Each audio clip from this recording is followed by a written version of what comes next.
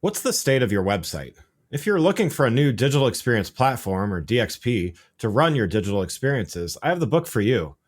The Agile Brand Guide to Digital Experience Platforms is part of my best-selling series of MarTech books. In this book, I explore and demystify DXPs and look at the roles a digital experience platform should play, the different types on the market, as well as how to initially evaluate platforms, then how to best implement a DXP once you've selected it. The book also features a foreword from Rupali Jain, Chief Product Officer at leading DXP provider Optimizely, as well as several other thought leaders in the industry. Learn more and get a copy in print or digital now by going to the Agile Brand Guide website at www.agilebrandguide.com. Hi, this is Greg. Look for my book, The Agile Brand, on Amazon or on my website at theagile.world.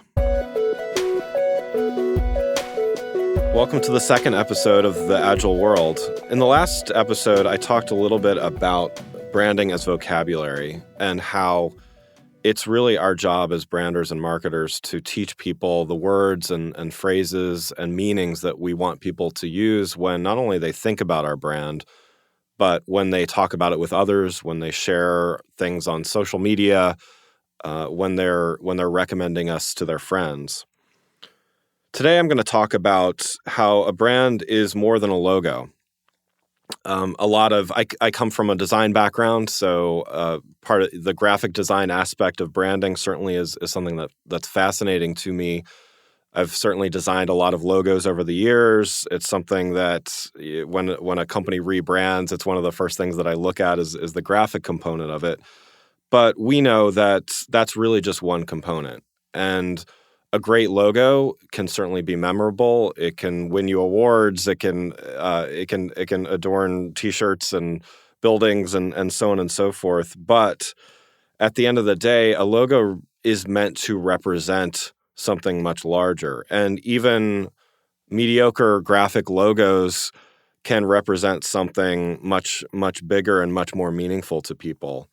Simple logos can do the same. There's everything from Sony's wordmark to Apple's very simple Apple, which really, who would have thought that Apple, a logo of an apple would really come to represent such a wide-spanning company that does so many things in the digital world.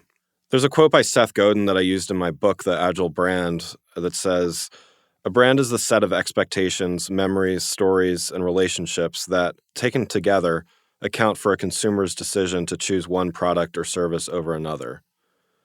Notice he doesn't say it's a set of fonts and colors and logo forms and lockups and things like that. And again, this is not to disparage the design component of a brand, but it's meant to say that there is so much that goes into a great brand.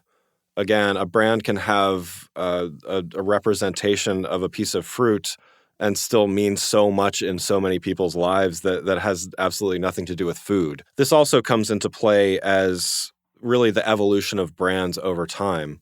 And I go into this in my book quite a bit of really how brands have evolved from really an object, a representation of something where when there wasn't really a lot of choice in a store or in general, when there wasn't really a lot of choice between products and services, it was enough to really differentiate yourself with some kind of graphic mark, name, logo, things like that.